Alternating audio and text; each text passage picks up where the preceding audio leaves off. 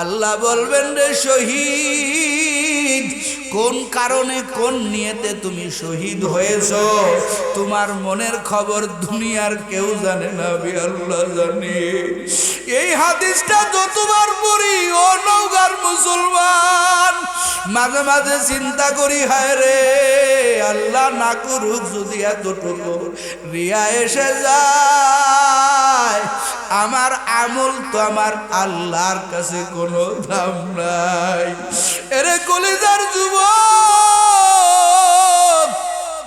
শহীদকে ডাক দিয়ে আমার মাওলা বলবেন, ঠিক আছে তুমি শহীদ হয়েছো, কিন্তু তোমার মনের খবর তোমার মা জানে না, তোমার বাবা জানে না, অথচ আমি মাওলা তোমার মনের খবর জানি।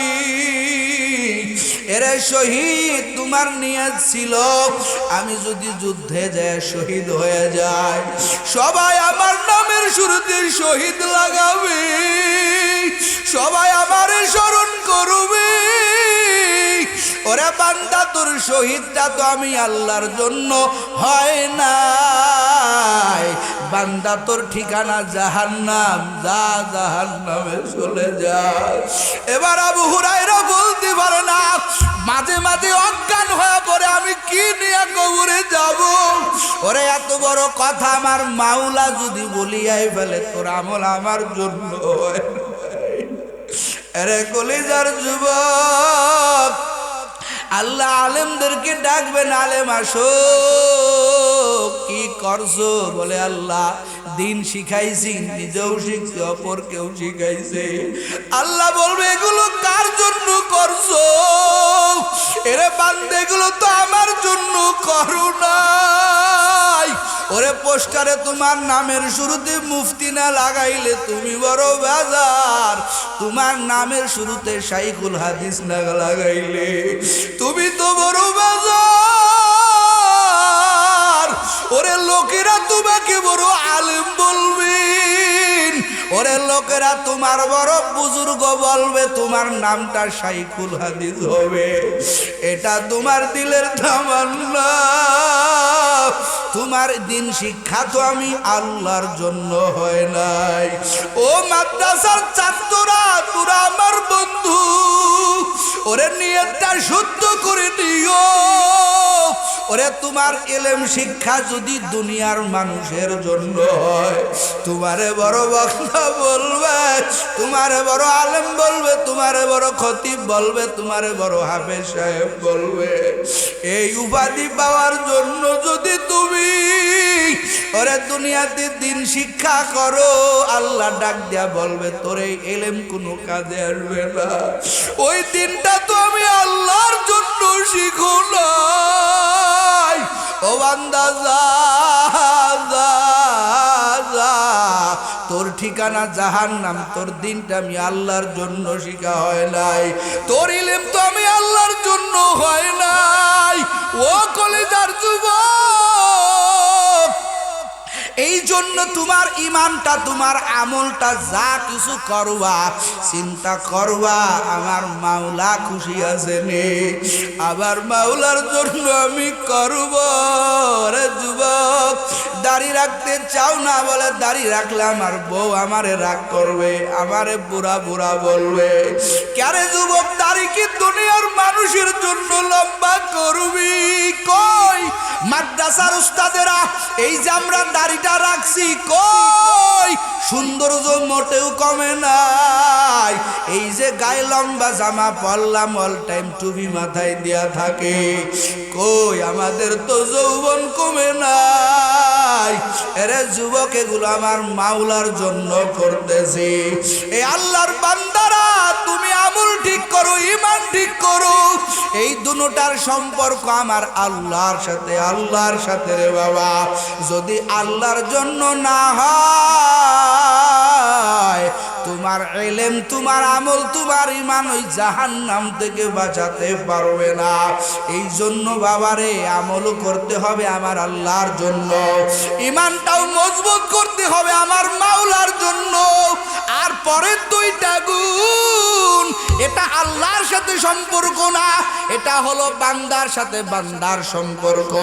বলে তুমি ঈমান ঠিক করবা, আমল ঠিক করবা, এ শুধু তুমি নিজে ঠিক করবা না, আল্লাহ তাআলা বলেন ইয়া আইয়ুহাল্লাযীনা আমানু কু আনফুসাকুম ওয়া আহলিকুম নারা।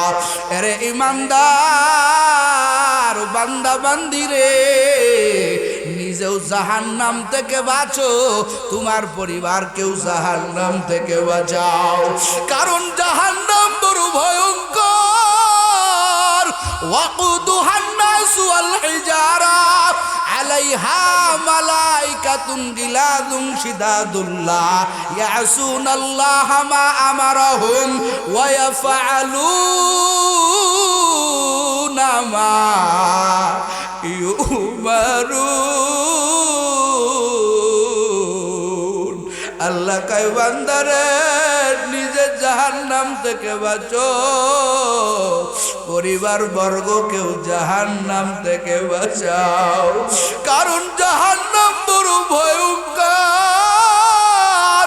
এর পরশার যুবকেরা, ও পর্দার আড়ালের আম্মা জানেরা, ওরে দুনিয়াতে একটা মশার কামড় তুমি আমি সহ্য করতে পারি না, জাহান্নামের কঠিন আগুন, এমন আগুন হবে রে।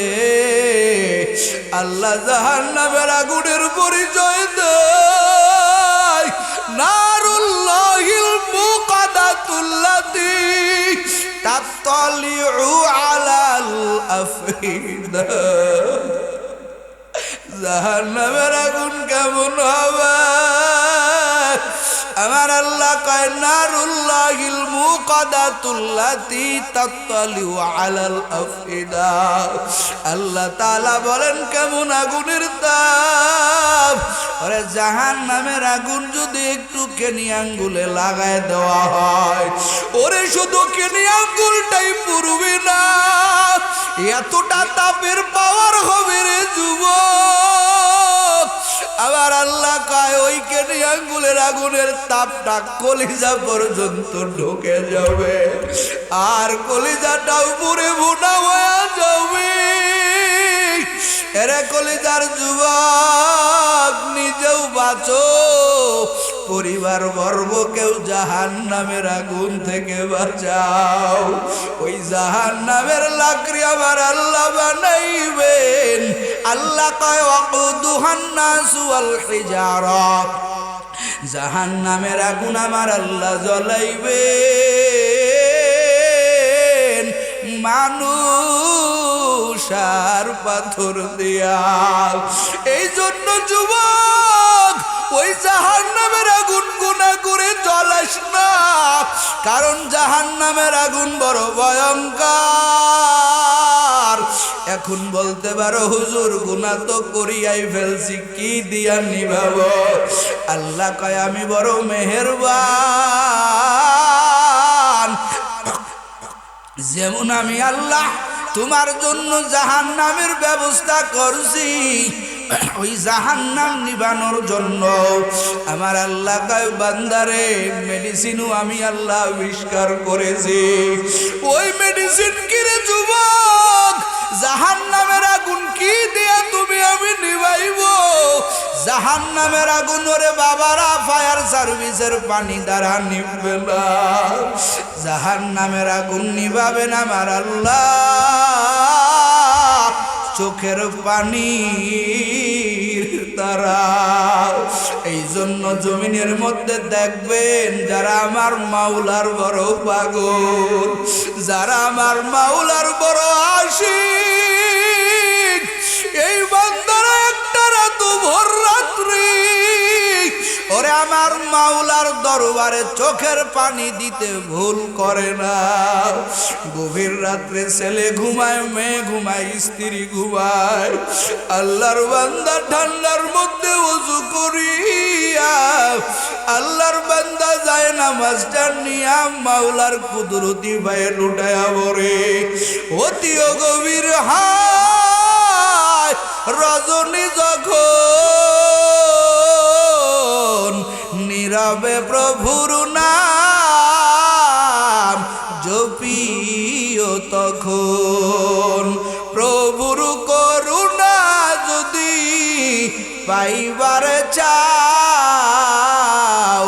গভীর রাতে উঠে প্রভুর গুণগান গাও গভীর রাতে উঠে প্রভুর গুণগান গাও আল্লাহর যারা পাগল এরা একটা রাত নষ্ট করে না এরা আমার মাওলার দরবারে কান্না করে করে চোখের পানিগুলো জমা দেয় ও যুবক তোমার দিলটা কি এত বড় পাথর বানায়া ফেলছো আজকে জাহান্নামের বয়ানে অনেকের চোখে পানি আসে না অথচ আমার মাওলা কয় জাহান্নামের আগুনে যদি চোখের পানি না আসে আমার নবী বলেন ওই চোখটারে জাহান্নামী বানাইও না ওরে ওই চোখ জাহান্নামে জ্বলবে না মামবাকা মিন খাশিয়াতিল্লাহ হারামাল্লাহু তাআলা তিলকাল আইনা আলান নার আমার নবী বলেন ওই চক্ষু আমার আল্লাহ জাহান্নামে জ্বলাবে না যেই চক্ষু আমার মাওলার ভয়ে কান্দে আমার মাওলার জাহান্নামের ভয়ে কান্দে ও আল্লাহর বান্দারা ও কলিজার যুবক জাহান্নামের বয়ানেও তোমার আবার চোখে পানি নাই কেমনে পানি আসবে তোমার আবার দিলে মাওলার মোহাব্বত নাই গুনাহ করে করে করে করে তুমিও নাপাক বানায়া ফেলছো আমিও নাপাক বানাইয়া ফেলছি ওরে আল্লাহর বান্দারা ও পর্দার আড়ালের আম্মা জানেরা এই দুনিয়া বেশি দিনের জন্য না কবরে আপনারও যাওয়া লাগবে আবারও যাওয়া লাগবে ও আল্লাহর বান্দারা কি নিয়ে কবরে যাবেন আমার আপনার আমল নাই কিচ্ছু নাই আমার আপনার বিন্দু পরিমাণ চিন্তা নাই কান্না নাই অথচ যারা দুনিয়াতে আমার মাওলার বড় আশিক যে আবু বকরকে আমার মাওলা বললেন রে আবু বকর তুই জান্নাতি রে ওমর তুই জান্নাতি এই আবু বকর একটা রাতও কান্না ছাড়া পার করে না মাঝে মাঝে জংলায় গিয়ে একটা পাতারে ধইরা কয় ইয়া লাইতানি কুনতু মিনাল ওয়াকিয়া লাইতানি কুনতু মিনাল ওয়ারাকা মিনাশ শাজার আল্লাহ তাআলা আমারে কেন মানুষ বানাইলেন আল্লাহ কেন মানুষ বানাইয়া আমারে দুনিয়াতে পাঠাইলেন ওরে আমি আবু বকর যদি একটা গাছের পাতা হয়ে জমিনে আসতাম ছাগল আমারে খাইয়া ফেলতো আমারে বিভিন্ন গবাদি পশুরা খাইয়া ফেলতো আমি কবর হয়ে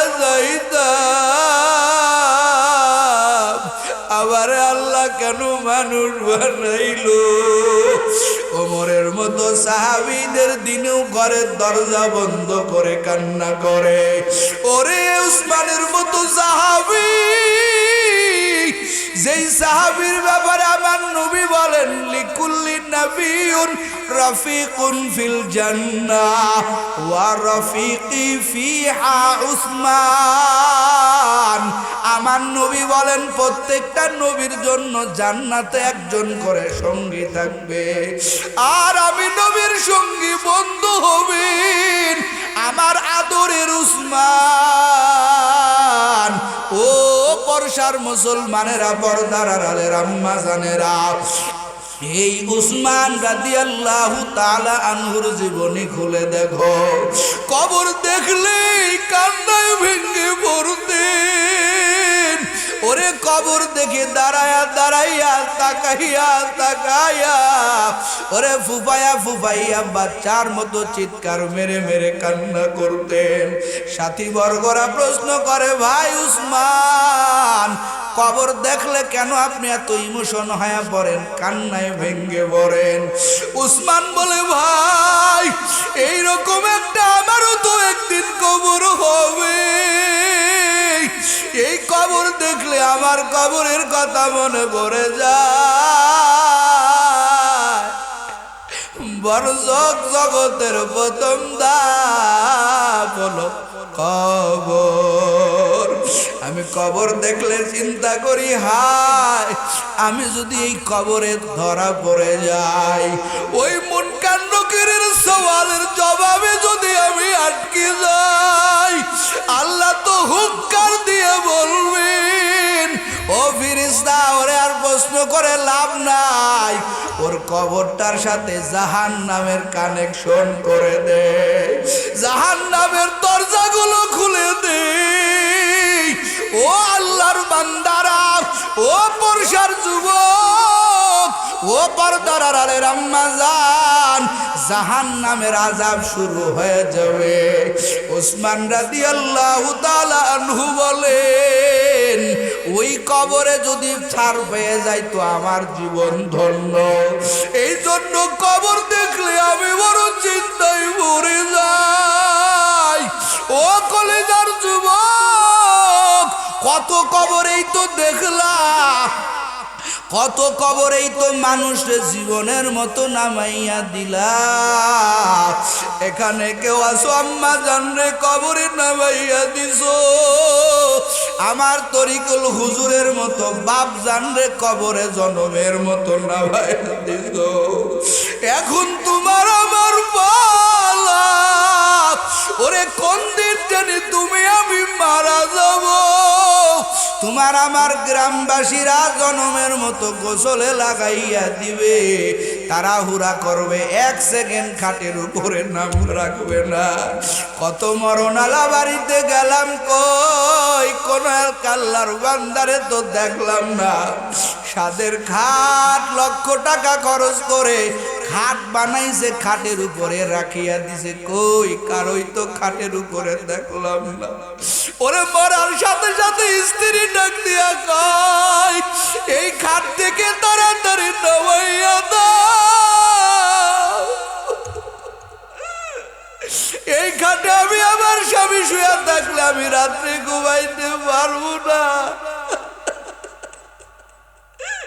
আমার সন্তানেরা রাতে ভয় পাবে। এই ঘরে আমি একা একা থাকতে পারবো না, তাড়াতাড়ি খাট থেকে নামাইয়া দাও। রে যুবক, এক মিনিটও তোমার আমার সাথে খাটে রাখবেন। এই তো দুনিয়ার বাহাদুরি। ও যুবক, সবাই তাড়াহুড়া করবে, কেউ যাবে বাজারে বাঁশ কাটার জন্য, কেউ যাবে বাজারে কাফন আনার জন্য, কেউ যাবে গোরস্থানে আপন বাড়ি সাজানোর জন্য। এই তো দুনিয়ার বাহাদুরি রে যুবক। তোদের হাতে ধরি পায়ে পড়ি আর কয়দিন নাফরমানি করে কাটাইবা, আবার মাওলার নাফরমানি আর কয়দিন করবা। আল্লাহর ভয় কি নাই? ইনিয়ে বিনি আমার মাওলার কাছে ক্ষমা চাও, আমার মাওলার মতো গফফার আর কেউ নাই। এই ময়দানই তোমার আমার জীবনের শেষ ময়দান হতে পারে। ওরে ফজরের নামাজের পরেই তোমার আমার নামটা ওই মসজিদের মাইকে এলান হতে পারে, যে বক্তা নাইমুজ্জামান বয়ান করে গেল, এই বক্তা বাড়ি পর্যন্ত যাইতে পারে নাই, আজরাইলের হাতে ধরা পড়ে গেছে। এই তো দুনিয়ার বাহাদুরির যুবক।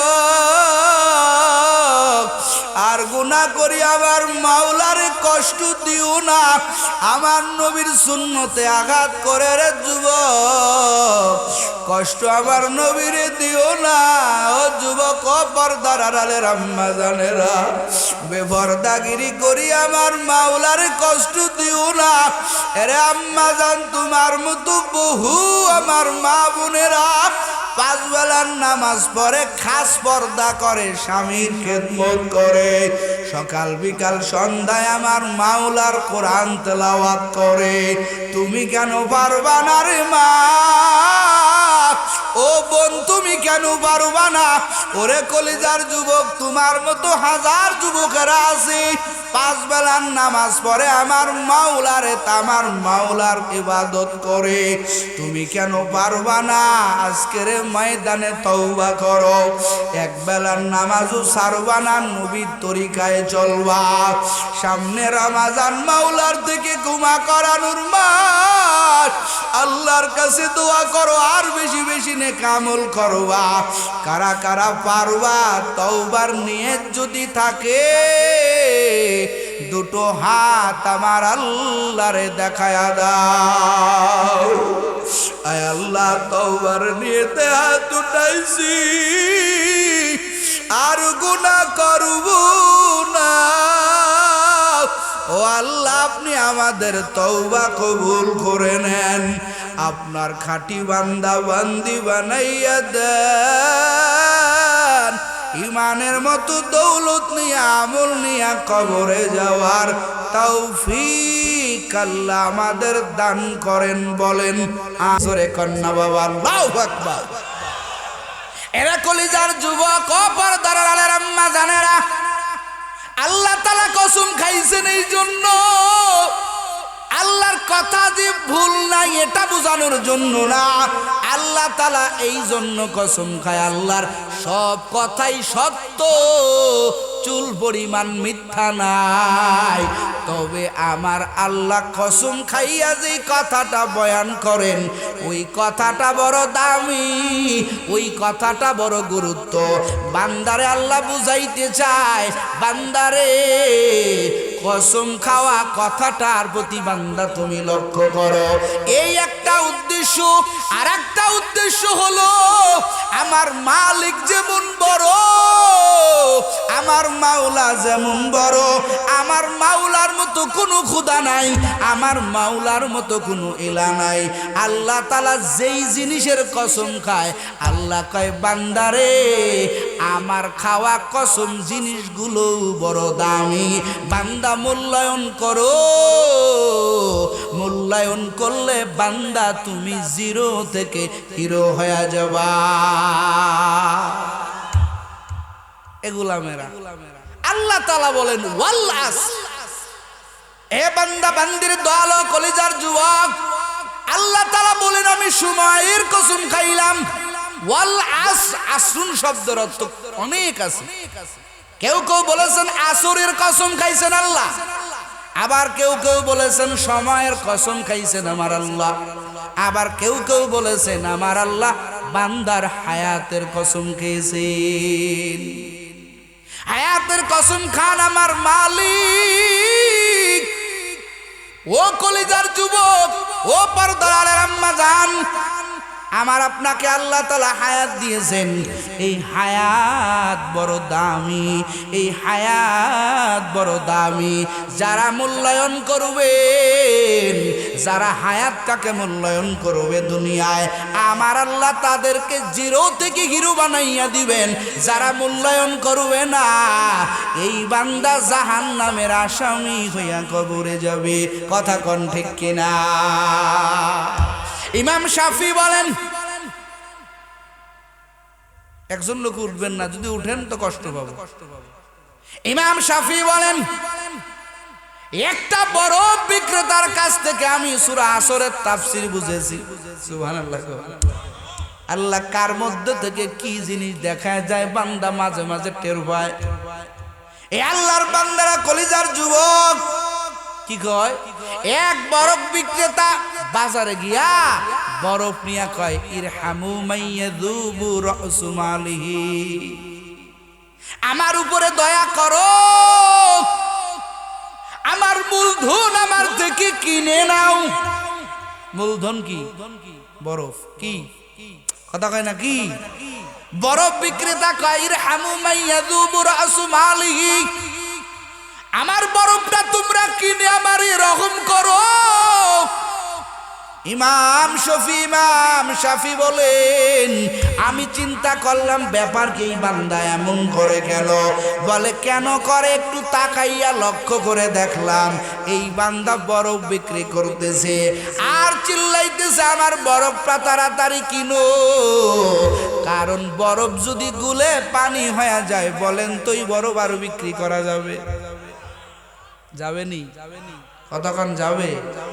বরফ তো শক্ত থাকতেই দাম, আবার বিক্রিও করতে হবে তাড়াতাড়ি, গলে পানি হয়ে গেলে কেউ কিনবে না, ঠিক নেই? এই জন্য তাড়াতাড়ি আমার বরফ কিনো, যদি সময় চলে যায় বরফ গলে যাবে, বরফ গলে যাবে। ইমাম শাফি কয় দুনিয়ার মানুষ আমার আল্লাহ সময়ের কেন কসম খাইলেন? বলে বান্দার সময় বড় দামি, বান্দার হায়াত বড় দামি। এই হায়াত যদি ফুরাইয়া যায় বান্দা হাজার চেষ্টা করলেও, হাজার আল্লাহর কাছে দোয়া করলেও রে মালিক ও দয়ার আল্লাহ এই হায়াত আমারে ফিরত দাও।